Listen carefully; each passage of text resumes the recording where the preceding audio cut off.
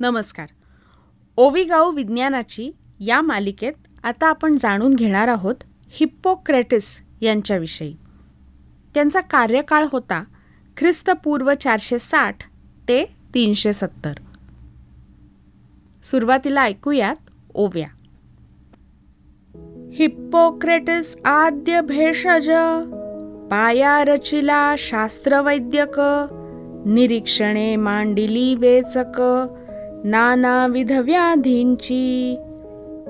व्याधीने शरीर ग्रासले, कायेचे तपमान वाढिले, अतिसूक्ष्मपणे निरीक्षले, नोंदितयाच्या ठेविल्या. कायेच्या त्वचेचा रंग, दावी व्याधींचे अंग, वेदना करीती संग, माणूस व्याधिग्रस्त जाणावा. शरीराची हालचाल, दावी अवयवांचा मेळ, बदल घडता दखल, तत्क्षणी घ्यावी पै. मलाचे महत्व जाणावे, शरीरीन साठवावे, साठण्याचे कारण शोधावे, व्याधी निदान कराया. नित्य व्यायाम करावा, योगासनांचा आधार घ्यावा, आहार नियंत्रित करावा, मलावरोध टाळावा. या दोषांचा अभ्यास नित्य करी हिप्पोक्रेटिस, त्याने योजिल्या तत्वास आजही अधिष्ठान प्राप्त असे. दोष हृदय वाहिनीचा, शोध घेतला कारणांचा, त्या लागी औषधांचा ढाचा, हिप्पोक्रेटिसने शोधिला. शल्यक्रियेवर प्रभुत्व दावी, नानाविध मार्ग सुचवी, आद्यकाली त्याची ठेवी, भेषजही जाणपा. आता ऐकूया या ओव्यांविषयी. आधुनिक वैद्यकशास्त्रामध्ये ज्यांच्या नावाचा आयुर्वेदातील धन्वंतरीप्रमाणे बोलबाला आहे, त्या हिप्पोक्रेटिस यांनी वैद्यकशास्त्रामध्ये मूलभूत संशोधन केले. विशेष म्हणजे त्यांनी आपले निष्कर्ष निरीक्षणाच्या आधारे काढले. त्यामध्ये शरीराचे तापमान, होणाऱ्या वेदना, शरीराची हालचाल, मलावरोध, आहार अशा अनेक गोष्टींची त्यांनी निरीक्षणे केली. वैद्यकशास्त्र हा स्वतंत्र अभ्यासाचा विषय असून त्यामध्ये शरीरामध्ये होणाऱ्या बदलाला खूपच महत्त्व आहे, हे त्यांनी प्रथम प्रस्थापित केले. त्यांची निरीक्षण शक्ती जबरदस्त होती. त्यामुळेच त्यांना कुठल्याही साधनांविना हृदयामधील दोषांचा शोध घेता आला. विविध शस्त्रक्रिया आणि औषधे यांचाही त्यांनी शोध घेतला. वैद्याने किंवा डॉक्टरने आपल्या व्यवसायाशी प्रामाणिक असले पाहिजे याचा त्यांनी पुरस्कार केला. भारतीय वैद्यकशास्त्राच्या इतिहासामध्ये सुश्रुताचे जे स्थान आहे तेच स्थान युरोपीय वैद्यकशास्त्राच्या इतिहासात हिप्पोक्रेटिस यांचे आहे. त्यांचा कार्यकाल हा इसवी सन पूर्व 460 ते 370 वर्षे मानला जातो. त्यांचा जन्म कोस या ग्रीक बेटावर झाला. त्यांचे वडील हेराक्लिडस हे एक शरीरवैद्य किंवा फिजिशियन होते. त्यांच्याकडूनच त्यांना वैद्यकशास्त्राचे धडे मिळाले. त्यांनी वैद्यकशास्त्रामध्ये नवीन कल्पना आणि प्रवाह आणले. त्यांचे मुख्य योगदान म्हणजे त्यांनी रोगांचा उगम हा नैसर्गिक कारणांमधून होतो, त्याचा देवाच्या कोपाशी काहीही संबंध नाही असं प्रतिपादन केले. त्यांनी वैद्यकशास्त्रात मूलभूत योगदान देऊन लक्षणांवर आधारित रोगनिदानाचा पाया घातला. वैद्यकशास्त्रामध्ये त्यांनी दिलेल्या योगदानाचे वर्णन त्यामुळे केवळ त्रोटकपणेच करणे शक्य आहे. रोगांचा उगम हा नैसर्गिक कारणांमुळे होतो या त्यांच्या प्रतिपादनामुळे वैद्यकशास्त्र हे धर्मापासून अलग होऊन त्याला स्वतंत्र अस्तित्व प्राप्त झाले. त्याचप्रमाणे रोगनिदान आणि उपचार याविषयीच्या विचारांची दिशा बदलून तिला वैज्ञानिक पद्धतीचे अधिष्ठान लाभले. वातावरणीय घटकांबरोबरच आहार आणि सवयी यांचाही विचार रोगनिदानासाठी होऊ लागला.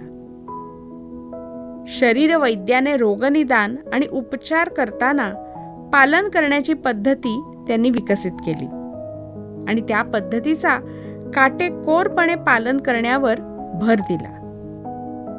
शरीरवैद्याने आपली निरीक्षणे अचूकपणे नोंदवावीत, शिवाय त्यामध्ये व्यक्तिनिरपेक्षता आणि स्पष्टता असणे आवश्यक आहे. अशा प्रकारच्या नोंदी इतर शरीरवैद्यांना वापरणे त्यामुळे शक्य होते.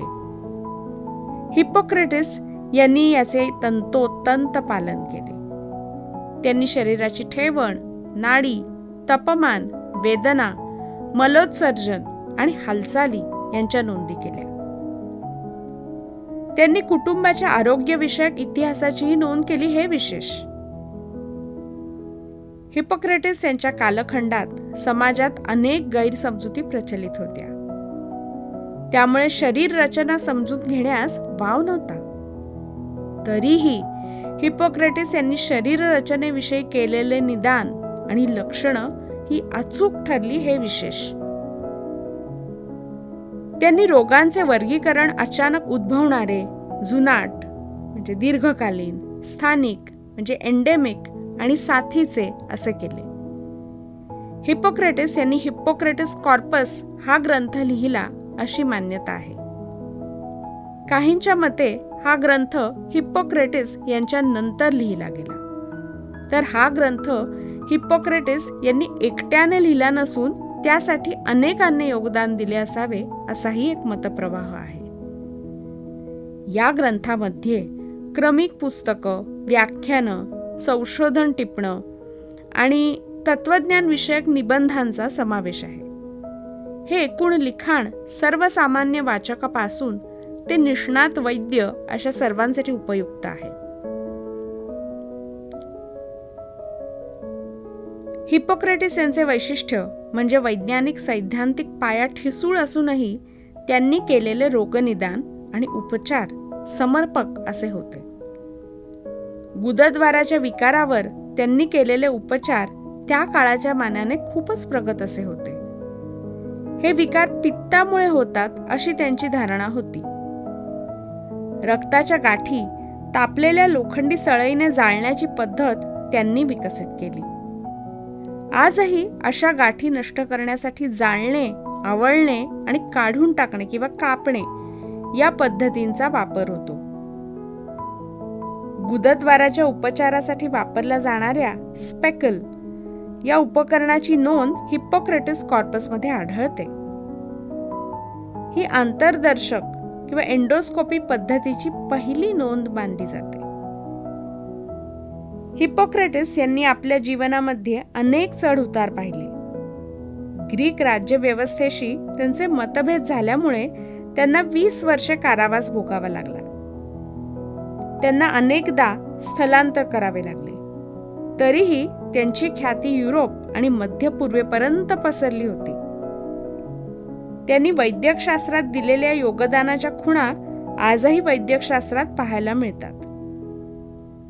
बाह्य लक्षणांवरून त्यांनी केलेले रोगनिदान अचूक होते.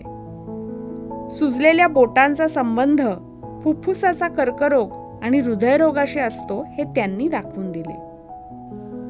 त्यामुळे अशा बोटांना हिप्पोक्रेटिस फिंगर्स असे म्हणतात.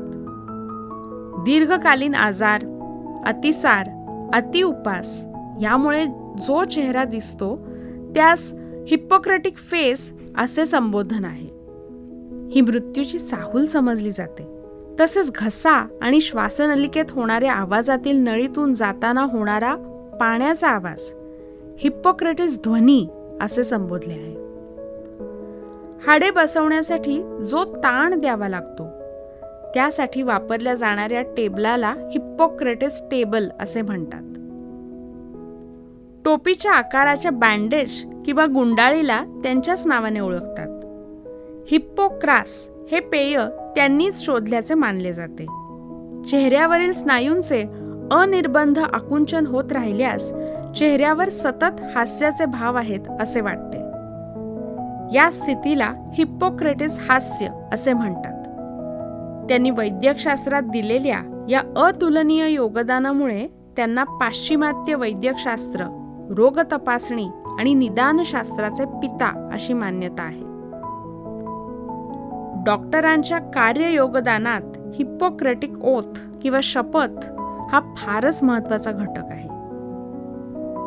शरीर वैद्याने आपले व्यक्तिमत्व आणि आचरण यामध्ये सुसंगती आणली पाहिजे. डॉक्टरचे चारित्र्य हे वादातीत आणि इतरांना आदर्शवत असे असले पाहिजे, हा हिप्पोक्रेटिसचा कटाक्ष होता. त्यामुळे त्याच्या ठिकाणी गुणवत्ता, चारित्र्य आणि करुणा यांचा संगम असायला हवा. हिप्पोक्रेटिस यांनी रोगनिदानासाठी पाहणे, ऐकणे, वास घेणे याचा उपयोग केला. त्यांची ही पद्धत आजच्या प्रगत काळातही तितकीच उपयुक्त आहे. हिप्पोक्रेटिस यांनी सुचवलेल्या या पद्धती गेल्या 2000 वर्षांच्या कालावधीत अनेक वैद्यकीय तज्ज्ञांनी वापरल्याचे दिसते. लिओपोल्ड ऑवेन बुगर या 19व्या शतकातील डॉक्टरांचे वडील मद्याचे बुधले किंवा ड्रम कोठपर्यंत भरले आहेत हे पाहण्यासाठी त्यावर आघात करून आवाज ऐकत असत. त्या आवाजावरून त्यांना त्या बुधल्यांमध्ये किती द्रव आहे हे समजत असे. या तत्वाचा उपयोग लिओपाल्ड यांनी रुग्णाच्या छातीमध्ये किती द्रव साठला आहे हे पाहण्यासाठी केला. स्टेथोस्कोपचा शोधही अशाच प्रकारे लागला. लॅनेक या फ्रेंच डॉक्टरने बागेमध्ये 2 मुलांना खेळताना पाहिले. त्यातील एक मुलगा फळीच्या एका टोकाला ओरखडत होता आणि दुसऱ्या टोकाला कान लावून तो आवाज ऐकत होता. यावरून त्यांना कल्पना सुचली. कागदाचे नळकांडे छातीवर ठेवून त्यांनी छातीतील आवाज ऐकण्यास सुरुवात केली. एका स्त्री रुग्णाच्या बाबतीत त्यांनी हा प्रयोग केला. त्यावरून पुढे स्टेथोस्कोप विकसित झाला. हिप्पोक्रेटिस यांच्या विचारांचा पाया वैज्ञानिक तत्वांवर कसा आधारित होता हेच यावरून दिसून येते. आत्ता आपण ऐकत होतात डॉक्टर दीप्ती सिधये यांच्या आवाजात ओवी गाऊ विज्ञानाची या पुस्तकातील हिप्पोक्रेटिस हे प्रकरण. धन्यवाद.